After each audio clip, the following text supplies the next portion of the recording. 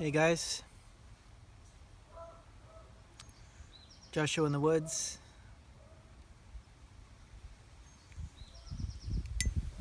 Hope you guys are well. I've been sitting in the backyard and got home from work and kicked off my shoes. I put some 10 Russians in my pipe, my Tom Howard pipe.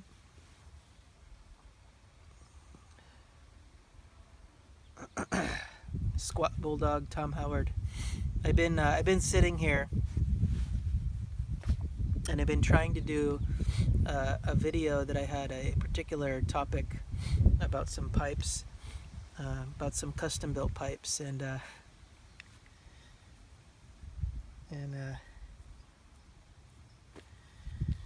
I've tried to do it 3 times. I had it wrapped up and done. Good video, I thought.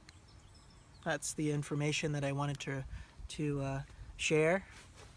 I got to turn off the camera, and it stopped at about 2 minutes. It might be stopped now. I might be talking to myself right now, and that's okay. And I started again, and another interruption, and started again, and another interruption. So we're taking a break from that topic, from our regularly scheduled program. What's itching at me is a verse that I've not a verse, but a section of the book Sayings of the Desert Fathers.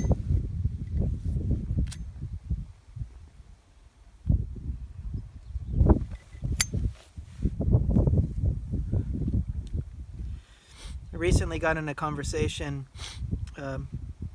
with someone, and it was about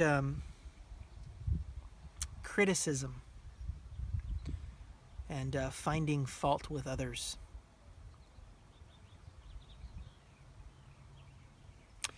I'm tempted to say that it is the disease of our time. But the more I reflect on that, it's not just the disease of our time, it's the disease of the history of humanity. Is the idea that we need to put somebody else down. The addiction of putting others down. It's an addiction. To put somebody below us through our words and criticisms. To psychologically make ourselves feel better. I wish it was just of our time, but unfortunately it really is the history of humanity.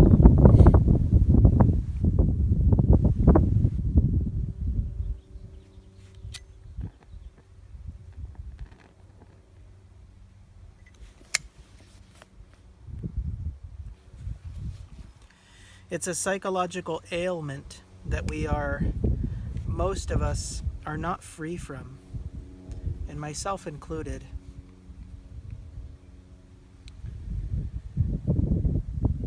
We have such low self-esteem, low self-worth.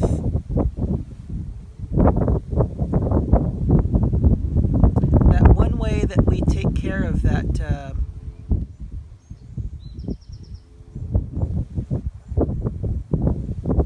feeling is through the criticism of another.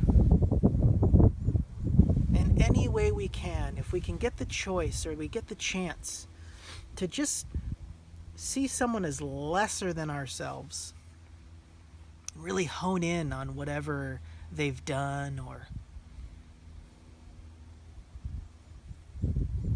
whatever it may be. We just jump at the opportunity. I take the workplace, take the workplace. The workplace sometimes can be filled with just all kinds of gossip and talking bad about others. And I know what it's like to just fall into the trap of doing that. But really, it's our own downfall.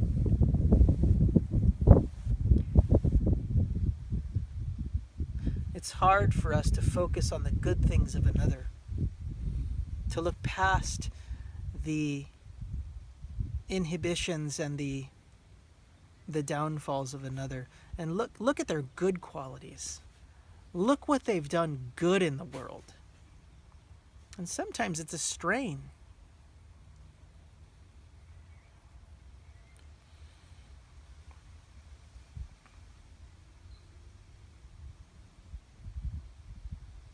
Sometimes spiritual life or practice, meditation practice, is seen as it's only in a particular part of the day, either morning or evening, when you're sitting down meditating. That's when the real spiritual practice goes down. That's a misunderstanding completely. Real inner work goes on all day long. It goes on when you hear someone speaking harshly of another and not joining in, but walking the other way. And this can be very difficult in especially work environments. It can be very difficult.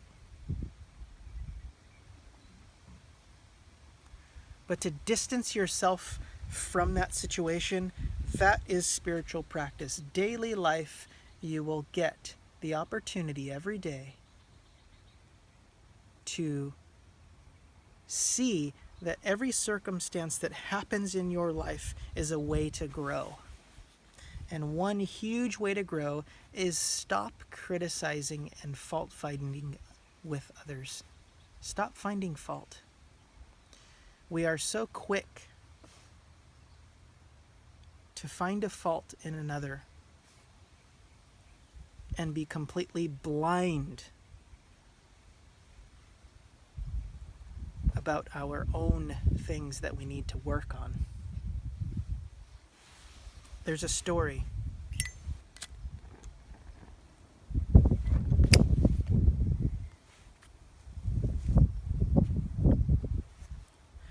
There was a wonderful man. His name was Moses. He's commonly known today as Saint Moses the Black or Saint Moses the Ethiopian. He was a robber. He was a murderer and a robber.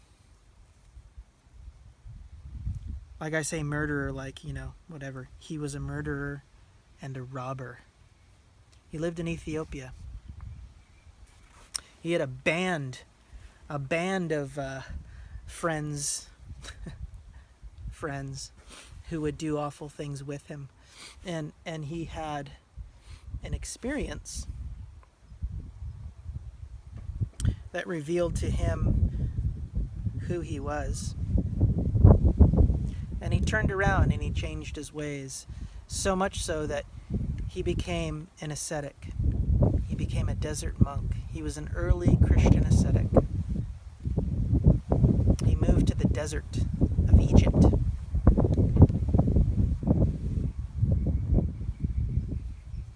You guys have heard of the sayings of the Desert Fathers. It's filled with many people who left the world and escaped to the desert. And he had good reason. He had lived a life that was heinous. I'm not just talking about finding fault. I'm talking about killing other people. But he changed his ways. So much so, he became such a spiritual man, such a renewed man, that he would not criticize a single person. He refused to criticize a single person because he had done so much himself. Who was he to blaspheme or criticize another. The classic story, the prostitute in the middle of a big circle amongst all the Jews of the time, ready to stone the prostitute for doing what she had done. What were Christ's words? What were they? He who has not sinned, he who has no faults, may throw the first stone. We all know what happened. Everyone dropped their stones because do we have no faults? Have we not made blunders? And yet we're so willing to pick up a stone and throw it at another for making blunders.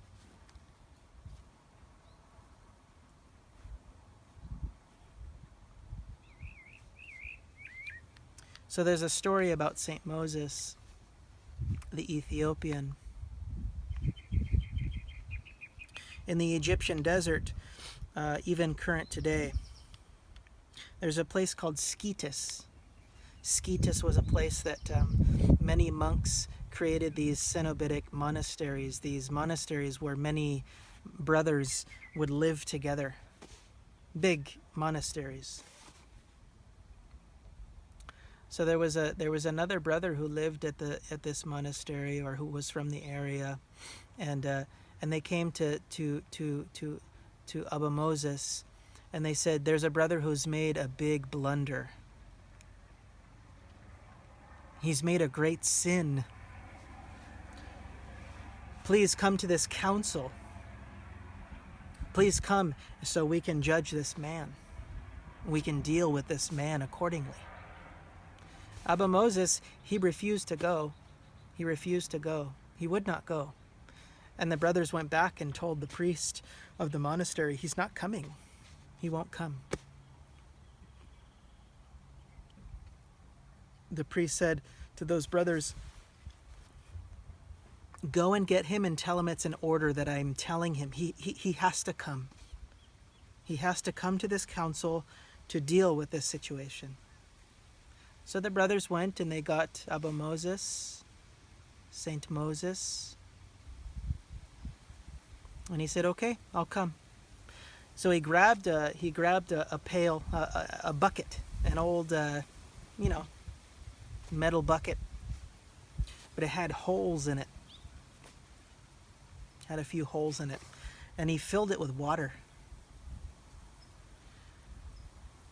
He grabbed it, filled it with water, and he went on his way with the brothers who came to get him.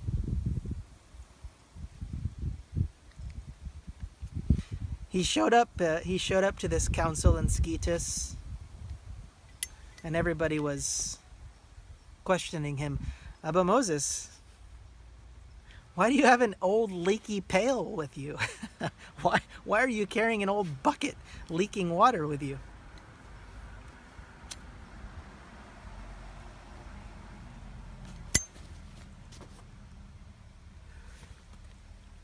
Abba Moses said, I walk forward, and my own sins fall from the bucket behind me, and I don't notice them. I don't see them. But yet I come here to judge a man for his own sins.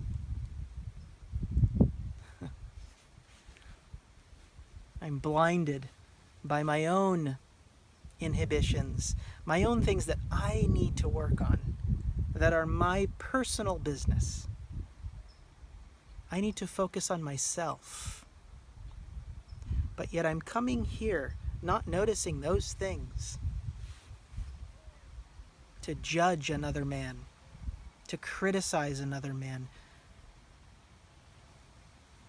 Everybody at the council, they were so taken aback by what Abba Moses said, they all left.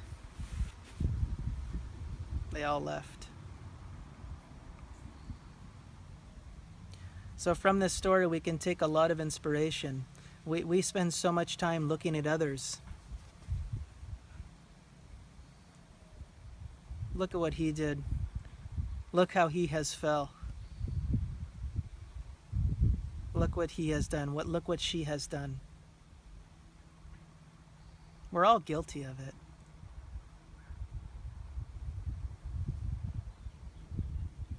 Let us purify ourselves and find peace with ourselves and deal with the things that are going to help us, and stop focusing on the faults of others.